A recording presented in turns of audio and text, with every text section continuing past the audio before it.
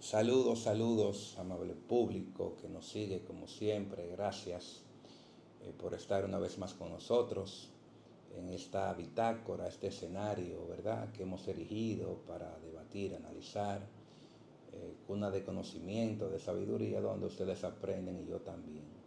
Sala de juicio, se complace en presentar este audiovisual, ¿verdad? Y su anfitrión, como siempre, Miguel Núñez, este príncipe. Vengo ataviado hoy, Daniela, de negro, ¿verdad? Para hacer, si se quiere, honor al tema que vamos a tratar.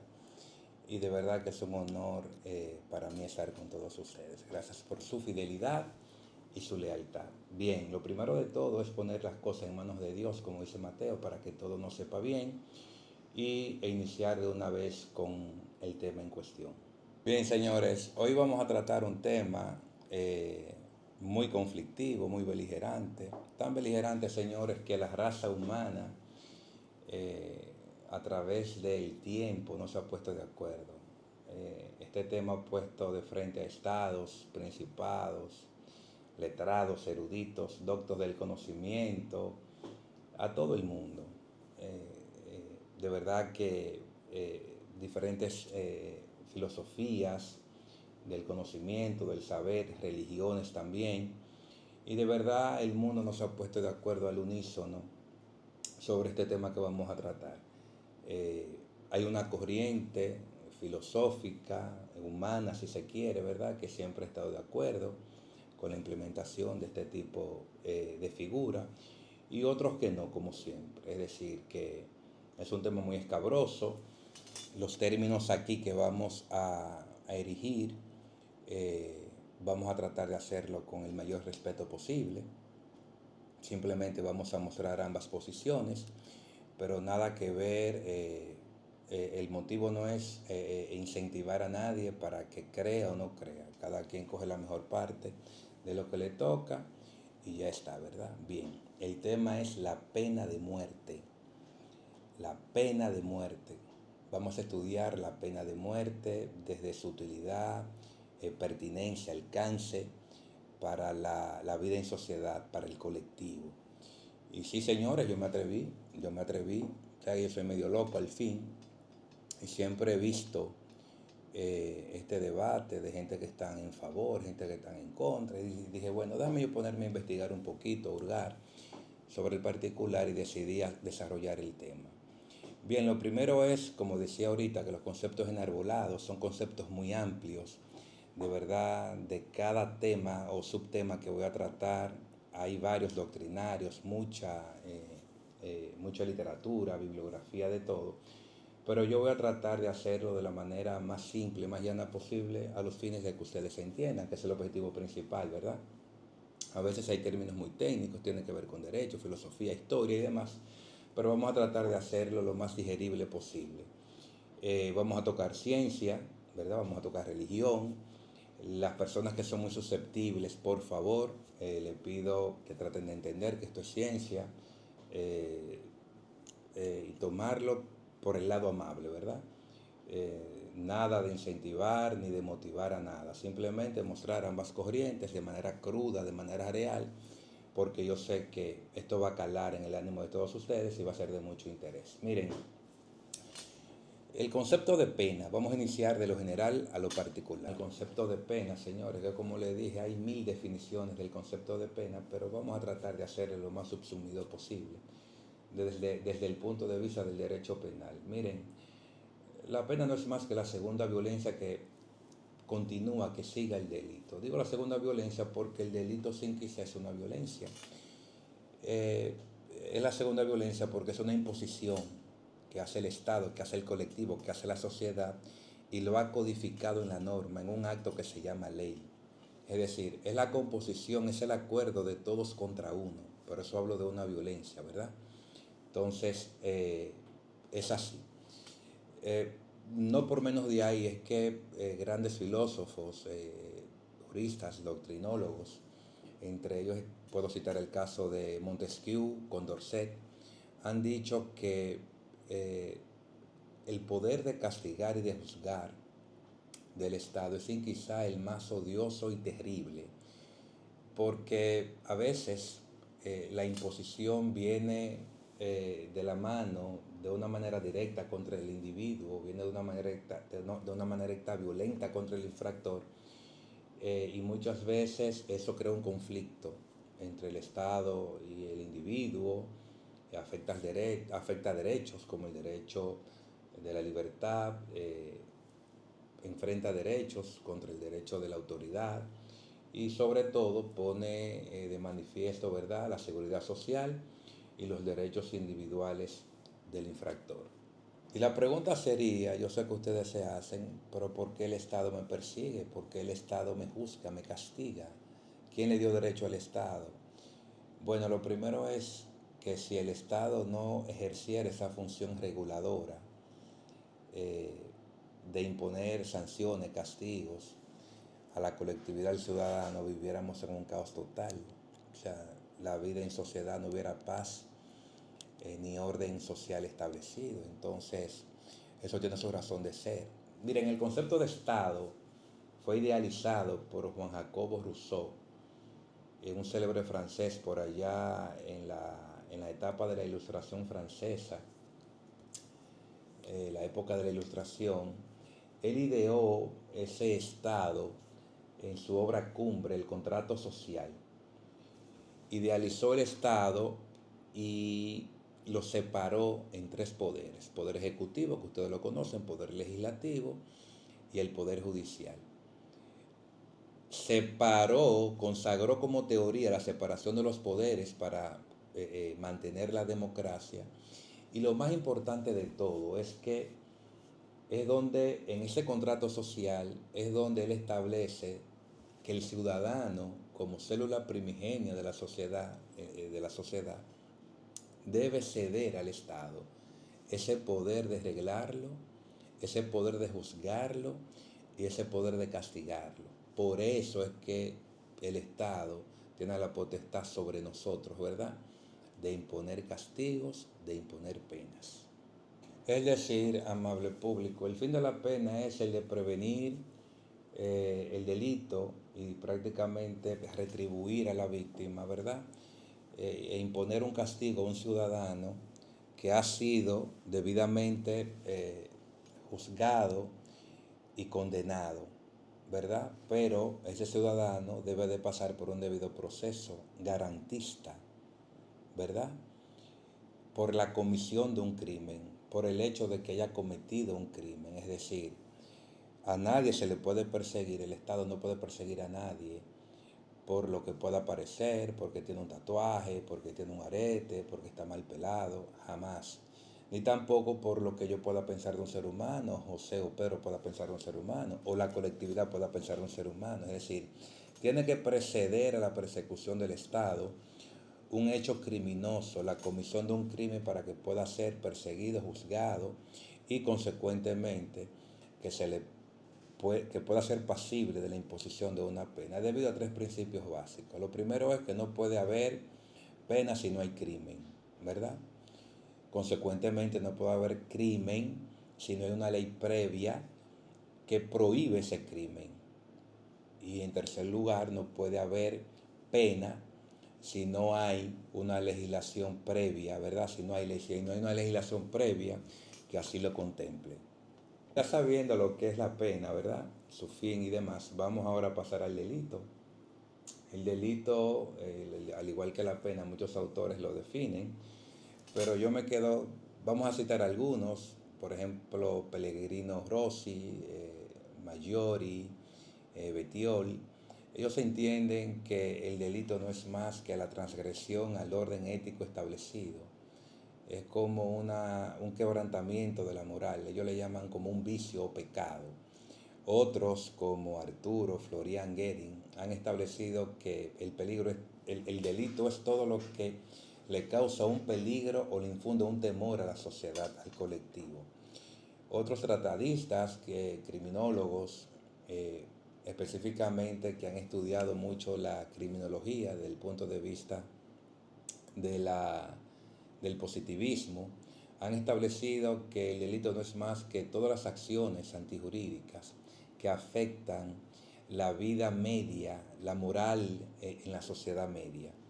Entonces, son diferentes puntos de vista, pero en conclusión yo creo que el delito es todo lo que el legislador ha prohibido, es decir, todo lo que está positivizado en la ley, todo lo que el legislador, para que ustedes me entiendan, el Congreso plasma como prohibido, sea bueno, sea malo, es un delito, porque ya lo prohíbe la ley.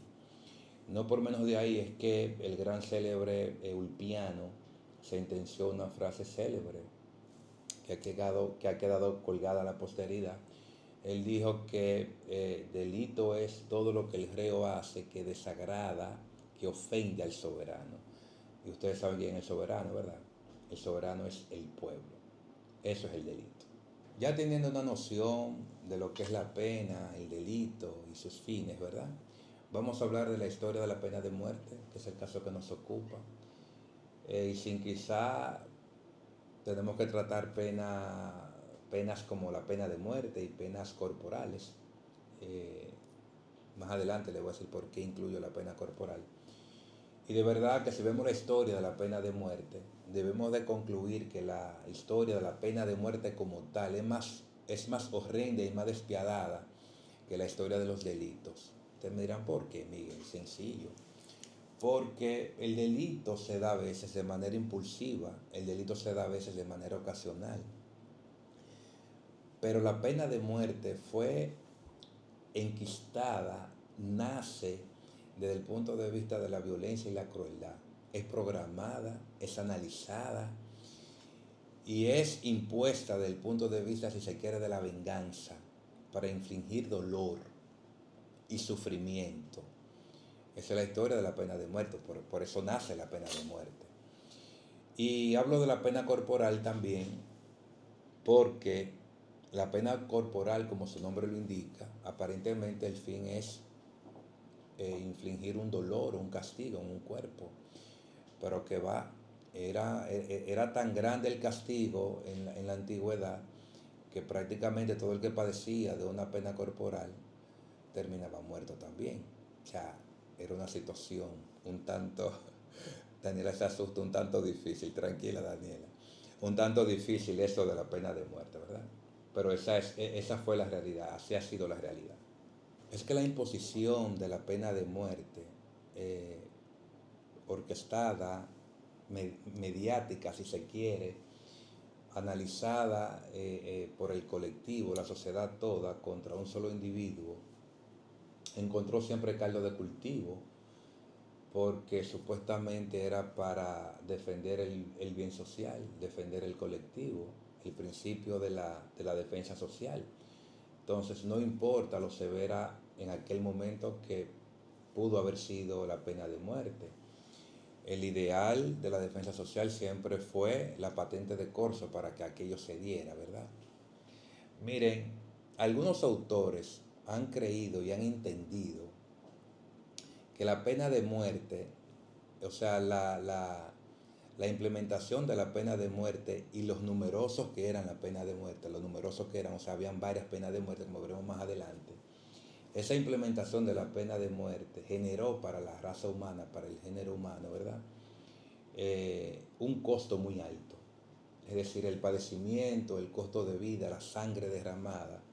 Ellos dicen que es mucho mayor, supera con creces a la consumación de todos los delitos de la época. Miren, la implementación de la pena de muerte fue tan numerosa que si hacemos un inventario, no sería suficiente, ni siquiera un sumario, de tantas formas diversas que se inventaron en aquel momento, ¿verdad? Para castigar al infractor. Y de verdad que no quiero entrar en los principados e imperios antiguos, como el imperio egipcio, asirio, los asirios, China, India, de verdad que no. Vámonos un poquito más para acá, vámonos para el imperio romano, para que ustedes vean las penas capitales que fueron impuestas y la forma de ejecución. Miren señores, desde la lapidación humana, la rueda, el ahogamiento, la asfixia en el fango, la quema vivo de un ser humano, la consumición de la carne con un hierro caliente, la muerte por hambre, la parrilla, el empalamiento. El empalamiento es una forma también de muerte, por acá estamos poniendo las imágenes. El emparedamiento es otra también, es decir, fue todo un pandemonium que se desarrolló en esa época, ¿verdad?, del Imperio Romano. Pero más para acá también, cuando entramos a la época medieval, se erigieron ahí la horca, la hoguera, que lo impuso la Iglesia Católica, ¿verdad?, en aquella etapa gris negra de la Inquisición, donde cientos de miles de seres humanos fueron perseguidos, ejecutados por la Iglesia, por el asunto de la tergiversación de la religión. Todo aquel que no prescribía o que ellos entendían que no estaba de acuerdo, ¿verdad?, con la religión era perseguido. El suplicio, la horca, se inventaron. De verdad que el género humano, la raza humana no tuvo limitaciones para inventar todo tipo de vejámenes contra el ser humano. Y eso duró, para que ustedes sepan, hasta el siglo XVIII. O sea, toda Europa fue lastimada, oprimida por esa situación, ¿verdad? Ni siquiera los delitos más comunes, como el delito de la estafa, el hurto, el adulterio, fueron perseguidos también. Otros delitos por herejía, lesa humanidad, falso testimonio y demás. Eso fue toda una etapa, si se quiere, gris de la humanidad, donde mucha gente murió siendo inocente y sin que hubiese, ¿verdad?, sin que haya existido un procedimiento, un debido proceso que le garantizara tal vez algunos derechos. En la actualidad, la pena de muerte, en lo que tiene que ver a su ferocidad, a la crueldad, a la violencia, ha disminuido. Es la realidad en la actualidad, ¿verdad? Mas no así su presencia. Todavía la pena de muerte se lleva a cabo prácticamente en 60 países, está diseminada en el mundo entero, ¿verdad? Prácticamente creo todos los continentes. Y de hecho, el año pasado se llevaron a cabo en 15 países, en el año 2024. En 15 países se llevaron a cabo la pena de muerte. Lo que sí se ha reducido es la pena corporal. La pena corporal se ha reducido bastante, aunque en algunos países todavía se implementan los latigazos y bastonazos. Algunos países donde se implementa la pena de muerte en la actualidad, podemos citar algunos. Está China, Irak, Irán, Yemen, Singapur, Indonesia, Estados Unidos, Pakistán, la India. Por aquí estamos poniendo, ¿verdad?, que me parecen las banderas. Son países que todavía se implementa la pena de muerte en la actualidad. Las formas y métodos para la implementación de la pena de muerte en la actualidad, podemos citar algunos, como son la inyección letal. Se utiliza mucho en los Estados Unidos. Tenemos el ahorcamiento, se lleva a cabo en Irak, Irán, Japón. También el fusilamiento a través de un pelotón. Eso lo hemos visto mucho en películas, el fusilamiento. Eso se lleva a cabo en Indonesia, Corea del Norte y China. También tenemos la decapitación. La decapitación, eso se lleva a cabo en Arabia Saudita. Y por último tenemos la cámara de gas y la silla eléctrica, que ha quedado, si se quiere, en desuso, pero todavía en algunos estados de los Estados Unidos, valga la redundancia, aún se utiliza. Es decir, en conclusión, creo que los métodos más comunes es la inyección letal, el ahorcamiento y el fusilamiento. La excepción ya sería la decapitación, que se utiliza en Arabia Saudita. Miren, señores, dejando la actualidad y volviendo a la historia, la implementación de la pena como tal empezó a dar interrogantes. Doctos, criminólogos empezaron a preguntarse, pero ven acá, si la pena debe perseguir al delito en cuanto a la calidad debe haber tantas penas como delitos, y eso es una locura, porque no puede haber una pena por cada delito, ¿verdad? Otros humanistas dijeron, pero ven acá, es que hay un problema en proporción, porque eh, la pena que se le inflige a un ser humano no es recibida de igual manera. Es decir, lo que yo siento cuando a mí me pellizcan, es posible que María no lo sienta o José no lo sienta igual. A mí me duela más, capaz porque yo tengo una situación física en ese brazo, no sé. Pero de igual manera, el que infringe la pena, el que infringe el dolor, el que infringe la violencia, no lo hace en la misma magnitud. Y ellos establecieron un problema de proporcionalidad. Es decir, la pena no era proporcional en su implementación. Un asunto bien interesante.